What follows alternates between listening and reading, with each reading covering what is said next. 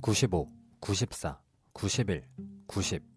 이게 어떤 숫자일까요? 통계청에서 발표한 음식점업 신규 대비 폐업자 비율입니다. 음식점은 다른 업종에 비해 2배나 높은 폐업률을 보이고 있죠. 그런데 여기 평균 70년이 넘는 시간을 버텨온 20개의 식당들이 있습니다. 그 식당들은 과연 어떤 영업 비밀이 있길래 오랜 시간을 버텨올 수 있었을까요? 10년 동안 발로 뛰며 식당을 취재한 박찬일 작가가 그 식당의 비밀을 내가 100년 식당에서 배운 것들에 기록해 두었는데요. 제가 책을 읽고 인상 깊게 봤던 식당 2곳을 소개하고 이 사례를 보고 제 나름대로 분석해본 마케팅 전략 2가지를 소개해보겠습니다. 첫 번째, 대구 상주식당. 대구 중구에 위치한 상주식당은 오직 추어탕 하나만 요리합니다. 배추와 미꾸라지가 들어가는 1인용 뚝배기 한 그릇만 팔죠. 그런데 이 식당에는 아주 특별한 것이 있는데요. 바로 겨울에는 문을 닫는다는 것입니다. 매년 12월 15일까지 영업을 하다가 문을 닫고 다음해 3월 1일 다시 엽니다. 이런 영업 방식을 고수하는 이유는 식당 주인의 뚝심 때문인데요. 과거 겨울 고랭지 배추가 나오지 않고 미꾸라지도 잡을 수 없던 시절, 식당은 문을 닫았다고 합니다. 이제는 사철 재료가 공급되고 있지만 이 전통을 계속 유지하려고 하는 이유는 그 전통을 유지해야 그 맛이 유지되기 때문이라고 합니다. 일할 때 일하고 쉴 때 쉬는 것이죠. 대신 그냥 일하는 게 아니라 뼈가 부서져라 일하는 것입니다. 이른이 훌쩍 넘은 이 식당의 2대 주인은 덧붙여서 이렇게 얘기합니다. 더 파는 것은 의미가 없습니다. 더 몰리면 음식을 내는 게 힘들고 잘하기가 어려운 법이죠. 이 뚝심 있는 주인의 철학을 담고 있는 음식의 맛은 어떨지 상당히 궁금해집니다.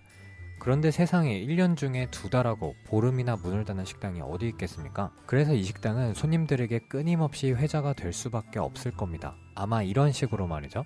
야, 상주식당 가봄? 여기 겨울에 문 닫는다고 함. 2달이나. 헐, 왜?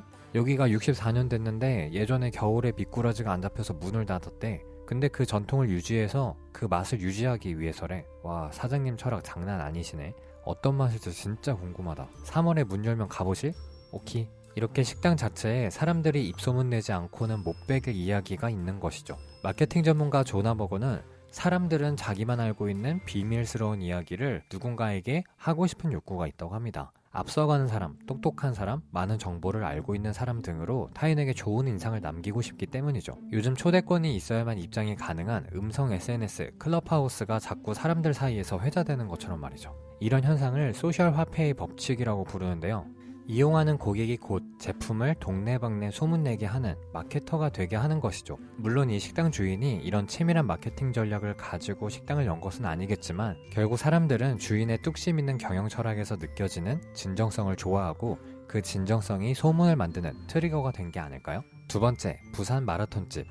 이름부터 어떤 음식을 팔지 예상조차 안 가는 이 집의 가장 유명한 메뉴는 바로 마라톤입니다. 마라톤? 이 마라톤은 사실 해물전인데요.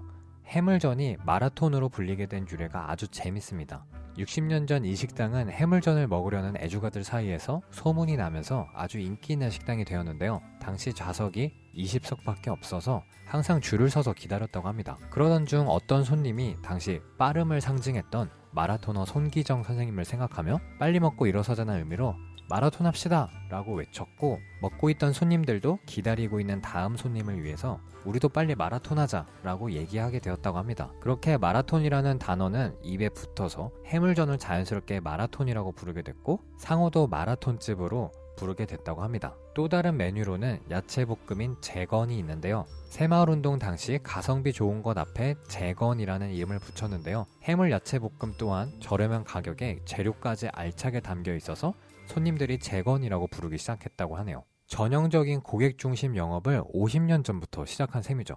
손님이 알아서 이름을 정하고 간판도 갖다 붙이고 손님들 입장에서는 당연히 내 집이 되니까 장사가 안 될 수가 없는 거죠. 이렇게 주인과 손님의 수평적인 관계는 자연스럽게 손님들의 애정을 이끌어냈습니다. 이렇게 어떤 제품의 기획부터 소비자와 함께하는 것을 프로슈머 마케팅이라고 부르는데요. 엘빈 토플러 등 미래학자들이 예견한 소비 형태입니다. 기획 단계부터 소비자의 아이디어를 제안받고 이를 수용해서 고객 만족을 최대화시키는 전략이죠. 특히 콘텐츠 업계에서는 프로모션 마케팅이 자주 활용되는 것을 볼 수 있습니다. 댓글을 통해서 사람들이 원하는 것을 파악하고 그걸 바로 콘텐츠로 제작하는 방식으로 말이죠. 고객으로부터 사랑받는 브랜드의 비밀을 알 수 있어서 좋았습니다.